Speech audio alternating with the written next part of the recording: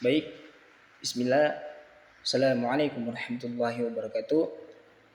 Alhamdulillahirabbil alamin wa bihi nasta'in ala umuri dunya waddin. Assalatu wassalamu ala asrafil anbiya'i wal mursalin sayyidina wa maulana Muhammadin wa ala alihi wa ashabihi wa man tabi'ahum bi ihsanin ila yaumiddin. Amma ba'd. Rabbi israh li sadri wa yassir li amri wa hlul 'uqdatam min lisani yafqahu qawli. Pertama-tama yang saya hormati Ibu dosen pengampu mata kuliah komunikasi dan soft skill, yang mohon maaf saya sebutkan namanya Ibu Fitri Ningsi SS SPD M.Hum. Kemudian saya perkenalkan nama saya yaitu Suparmin A. Batalipu. Saya dari program studi Pendidikan Agama Islam Fakultas Tarbiyah dan Ilmu Keguruan. NIM saya 23 10 10 114. Saya semester 5. Jadi pada kesempatan kali ini saya sedikit membahas terkait tentang pemahaman seorang remaja terhadap pemahaman bid'ah dalam Islam.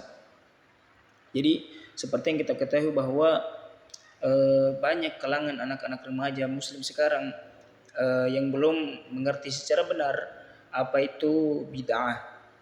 Jadi bid'ah secara bahasa atau secara istilah, bid'ah itu adalah sesuatu yang baru atau sesuatu yang belum pernah ada sebelumnya. Sedangkan dalam agama Islam, bid'ah itu sesuatu yang diadakan atau sesuatu yang diadakan yang tidak memiliki ketentuan dari ajaran Rasulullah ataupun Al-Quran. Salah satu contohnya yaitu menambah-nambahkan amalan sholat, amalan-amalan ataupun ibadah-ibadah sholat yang tidak memiliki ajaran-ajaran dari baginda Nabi Muhammad SAW. Kemudian banyak juga remaja Muslim yang dengan mudahnya mereka menjustis seseorang dengan mengatakan seorang tersebut melakukan perbuatan bid'ah. Sebabnya karena setiap ada hal-hal baru yang muncul dalam agama Islam itu mereka anggap adalah perbuatan bid'ah. Padahal mereka belum memahami bahwasanya pemahamannya mereka itu belum sepenuhnya mereka pahami. Sebagaimana hadis yang diriwayatkan oleh Imam At-Tirmizi dan juga Abu Dawud yang bunyi hadisnya begini, fa inna asdaqal hadithi kitabullah wa khairal hadi hadi Muhammadin sallallahu alaihi wasallam wa syarrul umuri muhdatsatuha wa kullu muhdatsatin bid'ah wa kullu bid'atin dhalalah wa kullu dhalalatin finnar. Yang artinya sebaik-baik perkataan adalah perkataan kitabullah, sebaik-baik petunjuk adalah petunjuk Muhammad sallallahu alaihi wasallam, seburuk-buruk perkara adalah perkara yang diada-adakan, setiap yang diada-adakan adalah bid'ah, setiap bid'ah adalah sesat, setiap kesesatan tempatnya di neraka. Jadi hadis ini sangat jelas menunjukkan bahwa setiap kita menambahkan amalan-amalan dalam sholat ataupun ibadah-ibadah dalam sholat ataupun ibadah lainnya yang tidak memiliki ketentuan dari ajaran Rasulullah ataupun Al-Quran, itu adalah perbuatan yang tercela atau perbuatan bid'ah. Kemudian sebagian ulama juga menafsirkan atau berpendapat bahwa bid'ah ini terbagi dua. Ada bid'ah hasanah dan juga bid'ah dolalah. Jadi bid'ah hasanah ini adalah bid'ah yang baik, sedangkan bid'ah dolalah ini adalah bid'ah yang sesat. Yang mana bid'ah hasanah ini salah satu contohnya itu bid'ah yang tidak bertentangan dengan ajaran-ajaran Rasulullah ataupun ajaran Al-Quran.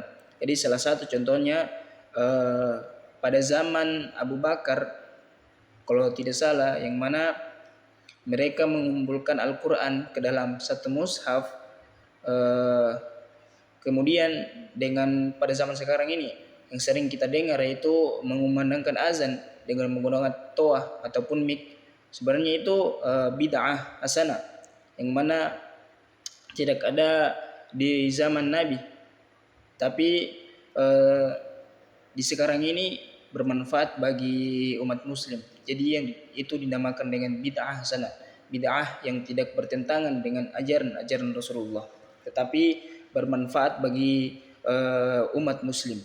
Kemudian bid'ah dolalah.